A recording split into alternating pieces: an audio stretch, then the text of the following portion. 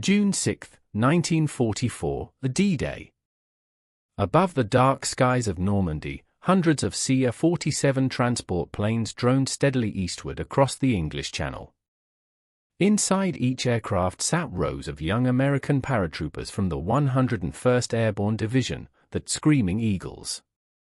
Most were barely 20 years old.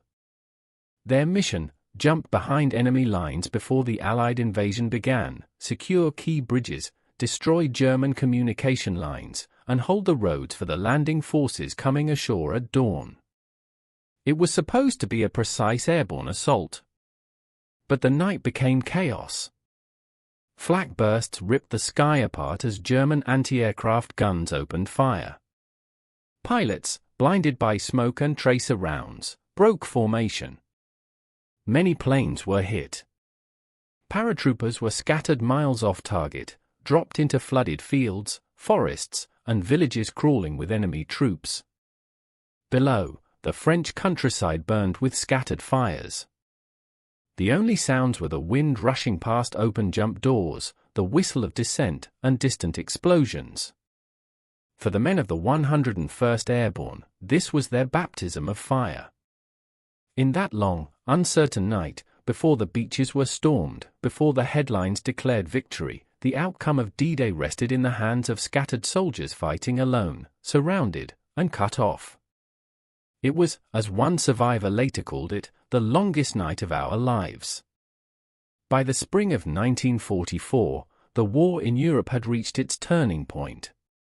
After years of brutal fighting across North Africa and Italy, the Allies were finally ready to strike at the heart of Nazi-occupied Western Europe. The plan was Operation Overlord, the largest amphibious invasion in human history.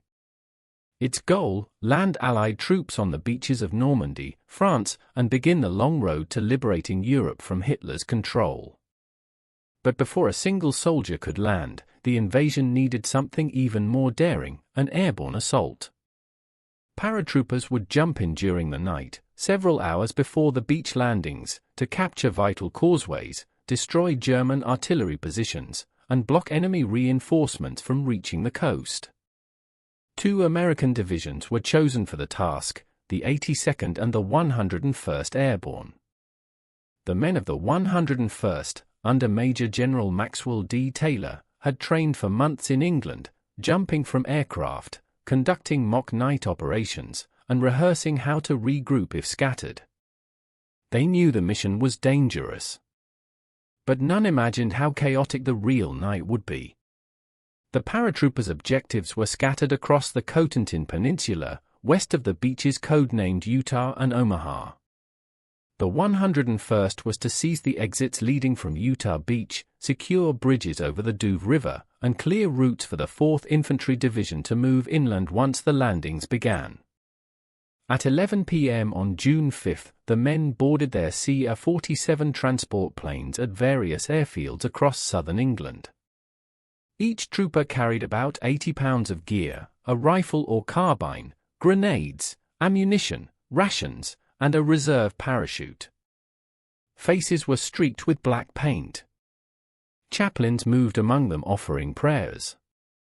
The sound of engines starting filled the air, a steady mechanical heartbeat of destiny. At 11:30 p.m., the first aircraft lifted off into the darkness. Over 800 C-47s, towing gliders or packed with paratroopers, formed up into long lines stretching miles across the English Channel. From the ground, it looked like a chain of fireflies disappearing into the night. Inside the planes, the atmosphere was quiet, tense, but calm. Some soldiers sat silently with their thoughts, fingering photographs of loved ones tucked into their helmets. Others tried to joke, smoke, or check their equipment one last time. They had trained endlessly for this, but no training could prepare them for what waited over France. As the formation crossed the Normandy coast shortly after 1 a.m., the night exploded. German Flak 88s opened up with devastating precision, filling the sky with black bursts of shrapnel. C-47s jolted violently as the shells tore through their wings and fuselages. Red tracer fire streaked past the open jump doors. Pilots shouted over the roar of engines. Green jump lights flickered on and off in confusion, too early, too late, sometimes never. Officers yelled, "Go! Go! Go!" and one by one, the paratroopers leapt into the burning night. They descended into total chaos. Strong winds and poor visibility scattered them far from their planned drop zones. Some landed miles apart, in swamps, rivers, hedgerows, and enemy-held villages. Many drowned under the weight of their equipment after landing in flooded fields the Germans had deliberately opened. Others dropped directly into enemy positions, fighting for their lives before they could even cut loose from their parachutes. By dawn, only a fraction of the division had regrouped. Units were mixed together, privates leading officers, medics carrying rifles, engineers fighting as infantry. Yet somehow, through confusion and courage, the 101st Airborne began to complete their objectives. They destroyed German artillery batteries, seized bridges at Poopville and La Barquette, and held crucial road junctions linking Utah Beach to the inland routes. Their resistance prevented German reinforcements from counterattacking the beachhead during the critical first hours of the invasion. For the Allies, D-Day would become the first step in the liberation of Western Europe. But for the men of the 101st, the night of June 6, 1944, would forever remain etched in memory, a night of darkness, fear, and unbreakable brotherhood. As one paratrooper later recalled, "We were scattered all over hell, but we fought as if we'd been born there." By dawn on June 6, 1944, the first pale light crept over the Normandy fields, revealing a landscape that looked like something from another world, parachutes tangled in trees, gliders shattered in the hedgerows, and smoke rising from burning farmhouses. The night's confusion was far from over, it was only shifting into a new kind of chaos. The men of the 101st Airborne Division had no time to rest. They had scattered over an area nearly 20 miles wide, yet every squad knew one truth: if they failed to hold the roads and bridges behind Utah Beach, the seaborne invasion could collapse before it began. At 6 o'clock hours, the first German counterattacks began. Infantry units from the 6th Fallschirmjäger Regiment and the 709th Infantry Division, supported by light armor, moved toward Sainte-Marie-du-Mont and the causeways leading from the beaches. The Americans were cut off, low on ammunition, and still without clear communication lines. Captain Frank Lilleman, Pathfinder leader of the 502nd PIR, recalled years later, "We weren't an army anymore. We were pockets of men fighting on instinct. The fighting was brutal and close. In the hedgerow country, dense, narrow fields divided by earthen banks, visibility was measured in yards. Firefights broke out at distances so close that the smell of gunpowder and blood seemed to merge into the morning fog. Paratroopers crouched low, firing M1 Garand and Thompson submachine guns through gaps in the hedges while shouting to one another in whispers, fearing ambushes from every direction. At Sainte-Marie-du-Mont, a group of just 30 men under Lieutenant Turner Turnbull held the northern approach road. When a German half-track appeared from the mist, they opened fire with captured µ-42s and a single bazooka. The explosion lit up the hedgerow like a flare, and the troopers used the confusion to advance, clearing house to house. Private Raymond Bowman described it. "You could see them moving in the smoke. It wasn't a battle, it was like hunting ghosts that were hunting you back." Elsewhere, near the town of Poopville, Lieutenant Colonel Robert Cole's 3rd Battalion of the 502nd PIR linked up with troops from the 4th Infantry Division landing at Utah Beach. That moment, around 8:30 a.m., marked one of the first successful connections between airborne and amphibious forces, a key objective of D-Day. But even then, Cole's men were under sniper fire and mortars, forced to dig in among corpses and collapsed fences. By mid-morning, German forces regrouped and counterattacked in strength near Carentan, a vital road hub connecting Utah and Omaha beaches.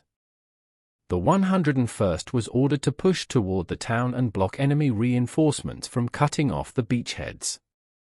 The march toward Carentan was relentless.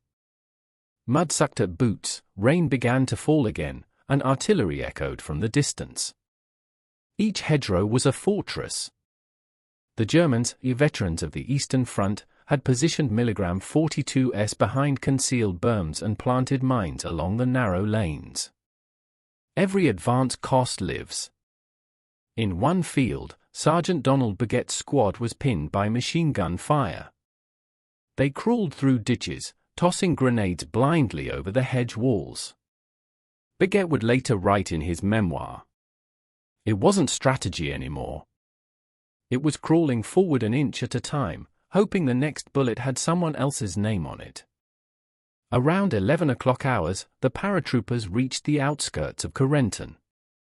The town was defended by elements of the 6th Fallschirmjäger Regiment, elite paratroopers themselves, determined to hold. The fighting turned savage, block by block, window by window. Buildings caught fire. Civilians hid in cellars as both sides battled through the narrow, medieval streets. In one dramatic encounter, Captain Richard Winters of Easy Company led his men in clearing out a German strongpoint along the Rue Holgate. A sniper had been harassing their approach all morning. Winters located him in a church tower and called for a single well-aimed rifle shot. Moments later, the sniper's body fell from the belfry, and the men advanced again. By afternoon, casualties were mounting. Medics moved from doorway to doorway, working under fire. Doc Eugene Rowe treated the wounded using field dressings soaked in mud and blood, often with nothing more than morphine and determination. He later said, "You stop thinking about who's winning. You just think about who you can still save." At 2 p.m. hours, the Germans launched their largest counterattack, infantry supported by armored cars pushing down the main road from the south. The 101st, exhausted and undersupplied, called for artillery from the beachhead. Within minutes, naval guns from offshore destroyers opened up, their shells screaming overhead and slamming into German positions. The shockwave tore the attack apart. By 4 p.m., the enemy began to withdraw toward Carentan's southern outskirts. The paratroopers, mud-caked and hollow-eyed, held their ground. They had lost many of their comrades, but the road between Utah Beach and Carentan was now secured. The link between the beachhead and the inland routes was finally open. As dusk settled, a strange quiet fell over the fields. The only sounds were the distant rumble of artillery and the soft rustle of wind in the hedgerows. Men who had jumped into France just hours earlier now sat beside burning wrecks, cleaning weapons, counting ammunition, and staring blankly into the horizon. Private Joseph Red Haskell wrote in his letter home 2 weeks later, "We started the night falling from the sky. We ended the day crawling through hell. But somehow, we made it."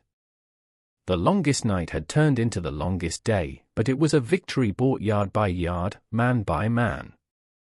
The success of the 101st Airborne in those first 24 hours ensured the foothold that would grow into the liberation of Western Europe. By the morning of June 7, 1944, the men of the 101st Airborne Division were no longer scattered paratroopers, they were battle-hardened survivors. The hedgerows of Normandy, soaked in dew and blood, were now their defensive lines. Smoke still drifted from burning villages, and the air carried the acrid stench of cordite, mud, and decay. They had endured one of the most chaotic operations of the war and emerged holding the key to the Allied invasion, the link between Utah Beach and Carentan. But victory in Normandy would demand more than survival, it required endurance against the relentless counterattacks that soon followed. On June 10, German reinforcements from the 17th SS Panzergrenadier Division Gotz von Berlichingen moved toward Carentan. These were not scattered defenders, they were trained, organized, and determined to drive the Americans back into the sea. The paratroopers, already exhausted and running low on ammunition, braced themselves for what would become known as the Battle of Bloody Gulch. The terrain favored the Germans. Rolling fields bordered by thick hedgerows made every advance deadly. Paratroopers dug in behind hedges, set up captured *42s, and used fallen branches to camouflage their positions.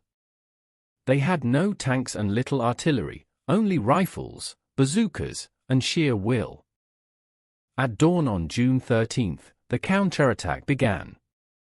The ground shook under the rumble of Panzer IV tanks and half-tracks. German infantry advanced behind them, their machine guns firing in bursts. The 501st and 506th Parachute Infantry Regiments bore the brunt of the assault. For hours, they held their positions under a storm of fire. Private Charles McKnight of Easy Company described the moment vividly. "We could see them coming through the fog, tanks, infantry, everything. We had nothing but courage between us and them." The paratroopers fought with desperation. Bazooka teams darted between ditches, firing at tanks from dangerously close range. When one anti-tank gun was destroyed, another crew took over the weapon before the smoke cleared. Every hedgerow became a fortress, every farmhouse a last stand. Captain Richard Winters, commanding Easy Company, coordinated a defense from a small rise overlooking the fields. He later recalled, "We had no line of retreat.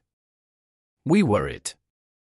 If we broke, Utah Beach would be exposed." By mid-morning, the Germans had penetrated the outer defenses. Paratroopers called for air support, firing flares to mark their positions. Minutes later, the distinct roar of P-47 Thunderbolts filled the sky. Allied fighter bombers swept down in waves, strafing and bombing the advancing armor. The attack broke the German momentum. Tanks erupted in flames. Infantry scattered in confusion. The arrival of armored reinforcements from the U.S. 2nd Armored Division sealed the outcome. Together, the paratroopers and tank crews counterattacked, driving the enemy from the field. By afternoon, the fields near Carentan were littered with the wrecks of German armor and hundreds of fallen soldiers. The 101st Airborne had held. The cost was heavy. Entire squads had been wiped out. Medics worked through the night under candlelight, converting barns into makeshift aid stations. In one corner of a ruined church, a chaplain whispered last rites over the wounded. Outside, the survivors sat silently, their faces blank, their eyes hollow from exhaustion and loss. Sergeant Warren Skip Muck wrote in his diary, "We've lost more brothers than I can count. But every inch we've taken feels like a promise kept, for them, for everyone still coming ashore." In the days that followed, the paratroopers began to understand the scale of what they had achieved. The beaches were secure, reinforcements were flowing inland, and the German defense line in Normandy had been irreparably weakened. The road to Cherbourg was now open, and with it, the path to liberate France. The 101st Airborne remained in Normandy for weeks after D-Day, conducting patrols, clearing villages, and defending against sporadic German attacks. The fields they had fought for turned from battle zones to burial grounds. Wooden crosses marked where friends had fallen, often with helmets resting on top. Civilians slowly emerged from hiding. French villagers brought water, bread, and wine to the soldiers. Some wept openly, kissing the American flag sewn on their sleeves. For the paratroopers, it was a moment of quiet humanity amid the ruin. Private Eugene Smokied Riley recalled, "A little girl gave me a flower. My hands were still shaking from the fight, and she just smiled. That's when it hit me, we were part of something bigger than war." When orders finally came for the division to pull back to England in early July, the men were unrecognizable from those who had boarded the C-47s a month earlier. Their uniforms were torn, their boots ruined, their faces gaunt from fatigue, but they carried the pride of having done the impossible. General Maxwell Taylor, commander of the 101st, addressed his men before departure. "You came to Normandy to open the door. You did more than that, you tore it off its hinges." In the quiet fields of Normandy today, the echoes of June 6, 1944, still linger. The hedgerows that once hid soldiers now border peaceful farms. The villages that burned have been rebuilt, their church bells ringing where machine guns once roared. Yet, beneath the calm earth lies the memory of the 101st Airborne Division, the men who fell from the sky into darkness and carved victory from confusion. For the survivors, the memories of that night never faded. Many carried scars, visible and invisible, for the rest of their lives. They remembered the cold wind of the jump, the sound of bullets tearing through canvas, the cries of men scattered in the dark. But they also remembered the courage, the moment when scattered paratroopers found each other, when fear gave way to duty, and when small bands of soldiers changed the course of history. Major Richard Winters once said in an interview decades later, that night wasn't about glory. It was about doing what we were trained to do, stand our ground and trust each other. The story of the 101st Airborne in Normandy is more than a tale of battle. It is a testament to human endurance under impossible conditions. Against chaos, fear, and overwhelming odds, they held fast. Their actions ensured the success of D-Day and the liberation of Europe that followed. Today, the division's motto, "Rendezvous with Destiny," carries the same weight it did in 1944. On that longest night, destiny met them in the skies above France, and they did not falter. Every June, the people of Normandy lay flowers at the graves of those who never returned. The wind across the hedgerows seems to whisper their legacy, a quiet reminder that freedom was won not by perfect plans, but by ordinary men who refused to give up when everything went wrong. As the sun sets over the fields once again, the story of the 101st Airborne remains eternal. They came in darkness, fought in chaos, and left behind a dawn that changed the world.